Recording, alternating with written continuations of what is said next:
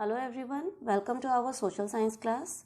Beta, we have already completed our first chapter of geography, that is India size and location, and today we will start the first chapter of economics, that is the story of village Palampur. In this chapter we will study about the various economic activities which were going on in the village Palampur, and the second thing about the different factors of production. Now सबसे पहले एक term अभी मैंने बोली है, एक word मैंने अभी बोला है, economic activities. What is the meaning of economic activities? ये हमारे लिए समझना बहुत ज़रूरी है बेटा. ये बार बार आपको ये वर्ड सुनने को मिलेगा, इकोनॉमिक एक्टिविटीज़. एक्टिविटी कोई भी काम जो हम लोग करते हैं, लेकिन हर काम को हम लोग इकोनॉमिक एक्टिविटी नहीं बोलते. Economic activity is only that activity that we do to earn money, जो हम लोग पैसा कमाने के लिए हम जो काम करते हैं. कोई भी काम जिसके बदले में we will get the money in return, जिसके बदले में हमें सैलरी मिल रही है, हमें डेली वेजेस मिल रहे हैं, that work comes under economic activities. Okay, so let's start our chapter. I hope you will not forget this term. ये टर्म बेटा बार बार आपके सामने आएगी, तो keep this in your mind. ठीक है, तो हमने किया था कि इसमें हम लोग पढ़ेंगे, चैप्टर का नेम ही देखो, the story of village Palampur. तो इस चैप्टर में जो है आपको एक पालमपुर विलेज, जो कि एक हाइपोथेटिकल मतलब कि एक इमेजिनरी विलेज है, जिसकी हेल्प से आपको अलग अलग इकोनॉमिक एक्टिविटीज़ और फैक्टर्स ऑफ प्रोडक्शन के बारे में बताया जाएगा. तो हम लोग इस विलेज की अगर बात करते हैं तो farming was the main economic activity in this village, but people were also involved in other activities like manufacturing, dairy, transport. इन सब कामों में भी लोग क्या थे, इन्वॉल्व थे. और ये सब काम करने के लिए no doubt we need one और the other kind of resource. कोई भी काम हम करते हैं तो हमें उसके लिए कुछ हेल्पिंग एड्स की ज़रूरत होती है. For example, suppose you want to read something, you need a book, you need a newspaper, you need a story book, whatever. You want to write something, you need a pen, you need a notebook or a paper to write on. तो इसी तरीके से कोई भी काम जब हम करते हैं उसके लिए we need some resources. Those resources could be natural, man-made, it could be our hard work, it could be money, anything. वो डिपेंड करता है कि किस तरीके का काम हम लोग कर रहे हैं. तो before doing those factors of production, let's know this village Palampur in brief. अगर हम लोग इस विलेज की बात करते हैं तो इस विलेज में आप देखेंगे it was well connected with neighbouring villages and town. And इसके पास जो सबसे बड़ा गांव जो इस गांव से जुड़ा हुआ था, that was Raiganj. These are your important questions. ठीक है, so keep these things in your mind, या आप साथ साथ अपनी बुक में अंडरलाइन कर सकते हैं. Raiganj was a big village which was about 3 kilometre away from Palampur. It was connected with all weather roads. आप ये टर्म देखेंगे, all weather road. All weather road मतलब कि मेटल रोड, पक्की सड़कें जिसको हम कहते हैं. क्योंकि कच्ची सड़कें होती हैं तो क्या होगा, रेनी सीजन में क्या होता है, are we able to move upon it, वहाँ पे गाड़ियाँ फंस जाती हैं, it become so muddy that we are not able to pass through. लेकिन जो हमारी ऑल वेदर रोड यानी जो मेटल रोड होती हैं, पक्की सड़कें होती हैं, वहाँ पे बारिश है या जो भी है, we can move on very easily. कोई भी व्हीकल है उसके ऊपर बहुत आसानी से जा सकता है. सो पालमपुर की एक जो पहली खासियत सामने आई, that it has all weather road. It means it is connected with its neighboring villages and towns with a metal road. पक्की सड़कों से जुड़ा हुआ था. दूसरा है many kinds of transport. अब वहाँ पे किस तरह की ट्रांसपोर्ट फैसिलिटीज़ थी? सिंपल बुलक कार्ट से लेकर ट्रक्स, यानी जो हमारे विलेजेस में, रूरल एरियाज में जो यूज़ होते हैं, बुलक कार्ट्स, बैलगाड़ी, तांगा जिसको हम बोलते हैं, उससे लेकर हमें bikes, jeeps, tractors, cars, trucks, ये सारी चीज़ें जो है वहाँ पर देखने को मिलती हैं. Next come to the families. तो वहाँ पर total how many families were living? 450. 450 में से 80 फैमिलीज, याद रखेंगे, 80 families were upper caste families. यानी 450 में से जो 80 फैमिलीज थी वो अपर कास्ट यानी रिच फैमिलीज थी. And of course if they were rich तो they were living in the large houses made up of bricks, cement etcetera. Second जो थे एसेस थे. एसेस की अगर हम लोग बात करते हैं तो देखो लिखा हुआ है एसेस comprised 1/3 of the total production. तो 1/3 की बात करोगे तो 450 को 3 से डिवाइड कर दो, 1/3 है ना, तो 450 को 3 से डिवाइड करोगे तो कितना आएगा? 150. तो यानी कि दलित्स की टोटल कितनी फैमिली थी? 150. क्लियर है यहाँ तक? अपर कास्ट फैमिलीज 80, दलित फैमिलीज 150. और वो जो है एक्सक्यूज मी, वो जो है विलेज के एक अलग से कॉर्नर में रहते थे, मतलब वो एक अलग पार्ट में रहते थे गांव के, एंड उनके जो घर थे वो भी कंपैरेटिवली दे वर सो स्मॉलर, बहुत छोटे थे और ज़्यादातर कच्चे घरों में रहते थे। देन कम्स 150 और 80 निकाल के जितने भी हमारी फैमिलीज बचेंगी वो हमारी वहाँ पे मिडिल क्लास फैमिलीज आ जाएंगी।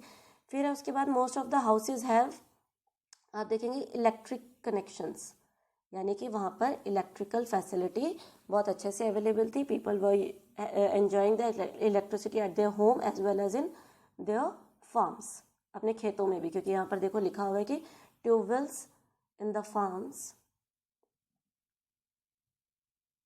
Yes, tube wells in the fields and is used in various types of small business. लोग अपने बिजनेस में या अपने खेतों में जो है इलेक्ट्रिसिटी को यूज़ कर रहे थे। इसके अलावा जो फैसिलिटीज़ वहाँ पर अवेलेबल थी, देखेंगे 2 primary schools, 1 high school, 1 primary health centre that is by government and 1 private dispensary. तो हम देखेंगे that was well connected village having metal road, ठीक है। उसके पास जो नियरेस्ट विलेज था सबसे बड़ा, दैट वाज रायगंज। कितनी दूर था? It was 3 kilometre away. Total families 450, upper caste families 80। उसके बाद है आपका next that we have done about the villages एसेज, दलित्स कितने थे? 1/3, that is 150 families. It has proper facility of electricity, people were using it in their business, household and of course in their fields. उसके अलावा जो basic facility उनको education की चाहिए, that is available, 2 primary schools and 1 high school. Then it has 1 primary health centre that is run by government and 1 private dispensary also. तो इन सब चीज़ों से ये तो क्लियर है कि जो विलेज पालमपुर था इट वॉज वेल डेवलप्ड। वहाँ पर हर तरह की जो बेसिक फैसिलिटी किसी भी गाँव में चाहिए होती है that was available there. Economic activities हम लोग ऑलरेडी हमने पीछे डिस्कस किया था कि वहाँ के जो लोग हैं वो बेसिक इकोनॉमिक एक्टिविटीज़ में देवर इन्वॉल्व, जिसमें फार्मिंग से लेकर ट्रांसपोर्ट, शॉपकीपिंग, मैन्युफैक्चरिंग, ये सभी चीज़ों में जो है लोग वहाँ पर इन्वॉल्व हैं। अब हम लोग करेंगे कि इन इकोनॉमिक एक्टिविटीज़ को परफॉर्म करने के लिए what kind of resources are used, और उनको हम कहते हैं फैक्टर्स ऑफ प्रोडक्शन। जो चीज़ें हम लोग किसी भी प्रोडक्शन वर्क में यूज़ करते हैं, those are called factors of production. तो basically there are 4 factors of production. Here you can see land, labor, physical capital and 4th one is here, that is human capital. Okay, land की बात करते हैं। अब आप सोचो क्या without land you can survive? खड़े कहाँ होते हो? ज़मीन पर ही तो होते हो, ठीक है। सारी चीज़ें छोड़ दो, सबसे पहले तो हमें खड़े होने के लिए ज़मीन चाहिए, हमें घर बनाना है ज़मीन चाहिए, हमें बैठना है, वी नीड अ लैंड। तो ऐसी कोई भी काम जब हम लोग करते हैं तो उस काम को करने के लिए हमें जो भी चीज़ें मिलती हैं, हमें पानी चाहिए, हमें लकड़ियाँ चाहिए, हमें कोई मिनरल चाहिए, कोई फॉसिल फ्यूल चाहिए, whatever we are using we are getting in from the land. So the first requirement is the land. Second one is the labour. अब आपने कोई फैक्ट्री खोल ली, कोई इंडस्ट्री खोल ली, या आपका कोई खेत है, आपकी कोई दुकान है, उस सब में काम करने के लिए अब लेबर तो चाहिए, वर्कर तो चाहिए, कि बिल्डिंग बना के खड़ी कर देंगे? नो। जब भी हम कोई काम शुरू करेंगे तो अब उस काम में we need the labour also. अब वो लेबर चाहे हमारी खुद की है या हम लोग किसी और को काम पे रख रहे हैं, so we need the labour. तो second factor of production is labour. Third पर आ जाइए हमारी फिजिकल कैपिटल। फिजिकल नाम से ही है, a kind of non living thing, ठीक है। Physical means a kind of non living thing. Physical capital बेटा हमारी 2 टाइप्स की होती है, फिक्स्ड एंड वर्किंग, ठीक है। फिजिकल कैपिटल हमारी कितने टाइप्स की होगी? Fixed and working. Fixed capital नाम से ही हमें कहीं ना कहीं पे पता चल रहा है बच्चे कि फिक्स्ड कैपिटल में क्या है, जो चीज़ फिक्स हो गई, यानी जो एक बार बन गया उसकी हमें दोबारा again and again we need not to get that thing. For example, once the building is constructed, तो हमें हर बार न्यू बिल्डिंग बनाने की ज़रूरत नहीं पड़ती। No doubt with the passage of time we need to maintain it, हमें maintenance work करना पड़ता है, लेकिन हमें न्यू बिल्डिंग बार बार नहीं बनानी पड़ती। हमने कोई मशीन खरीद ली तो हम बार बार न्यू मशीन्स नहीं खरीदते, ठीक है। तो कोई भी इंडस्ट्री चले जाओ, जो इंडस्ट्रियलिस्ट होगा वो क्या करेगा? वो एक बार मशीनरीज खरीद लेगा अपनी इंडस्ट्रीज़ के लिए, तो वो क्या होगी, वो इंडस्ट्री की जो बिल्डिंग है, उस इंडस्ट्री में जो मशीनरीज हैं, जो फर्नीचर आ गया है, वो सारी चीज़ें क्या हो जाएंगी? Those are the fixed capital. तो देखियो यहाँ पे लिखा भी हुआ है, tools, machines and buildings are the fixed capital. Second है हमारी फिजिकल टाइप का जो सेकेंड पार्ट है वो है हमारा वर्किंग कैपिटल। वर्किंग यानी काम के बीच में जिन जिन चीज़ों की ज़रूरत पड़ती रहती है वो हमें साथ साथ लाना पड़ता है, और इसमें जो दो मेन चीज़ें आती हैं वो होती है रॉ मटेरियल और दूसरा मनी। रॉ मटेरियल की अगर हम लोग बात करते हैं बेटा, देखो रॉ मटेरियल क्या है? कच्चा माल, सामान बनाने के लिए हम जिन चीज़ों को यूज़ करते हैं। कपड़ा बनाना है तो हमें कुछ ना कुछ फाइबर चाहिए, कॉटन का चाहिए, जूट का चाहिए, सिल्क का चाहिए, ठीक है। तो किसी भी सामान को बनाने के लिए हम लोग जो कच्चा माल यूज़ कर रहे हैं उसको हम लोग रॉ मटेरियल कहते हैं। तो रॉ मटेरियल जैसे जैसे ख़त्म होता रहेगा तो हम लोग नया रॉ मटेरियल लाते रहते हैं प्रोसेस के बीच में भी। ऐसा तो नहीं कि एक बार ला के रख ले तो वो स्टॉक कभी ख़त्म नहीं होगा, नहीं, वो ख़त्म हो जाता है, हमें दोबारा लाना पड़ता है। पैसा है, आज आ गया, प्रोडक्शन में यूज़ कर लिया, पैसा ख़त्म हो गया, तो हम या तो उसको बैंक से दोबारा लेकर आते हैं, बैंक में हमारे अकाउंट में नहीं है तो हम लोन लेते हैं, वट लेकिन हमें ड्यूरिंग द प्रोसेस इन चीज़ों को साथ साथ कंटिन्यू करना पड़ता है। ये चीज़ें हम लोग फिक्स अपने पास नहीं रखते कि पैसा आ गया मुझे और पैसे की ज़रूरत नहीं है, रॉ मटेरियल आ गया फिक्स, अब मुझे और रॉ मटेरियल की ज़रूरत नहीं है। तो that is why these are called the working capital. तो हमने 3 किए, land, labour and physical capital. The fourth one is human capital. No doubt बेटा, अगर हम लोग बात करते हैं तो ये जो हमारा फोर्थ फैक्टर है that is the most important. Why this is the most important? क्योंकि इसके बिना ये तीनों ही फैक्टर्स क्या हैं? यूजलेस हैं। लैंड को कौन यूज कर रहा है? हम ह्यूमन यूज कर रहे हैं। लेबर कौन प्रोवाइड कर रहा है, या उस लेबर से काम कौन करवा रहा है? हम ह्यूमन काम करवा रहे हैं।